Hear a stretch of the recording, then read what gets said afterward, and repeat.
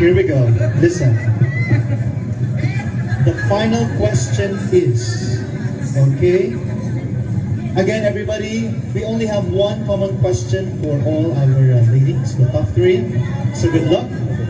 Are we good? Okay. What is the most difficult problem facing our country today, and what do you think should be done about it? What is the most difficult problem facing our country today, and what do you think should be done about it? First and foremost, if we are going to count one by one, definitely there are lots of problems that our country is facing. Number one would definitely be the inflation when it comes to the price of onion. Nakakaiyak na po talaga. Rice importation, we are also facing that problem as well, including the price of sugar. Ladies and gentlemen, our country is known to be an agricultural country, wherein farmers should never suffer from these kinds of problems. So if I am going to generalize all of the problems and only pick one, I would only focus my attention into having this problem when it comes to our agriculture sector.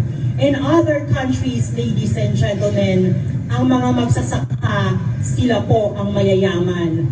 Bagkos dito sa ating lugar, dito sa ating mahal na Pilipinas, kung sino pa ang magsasaka, sila ang baon sa utang.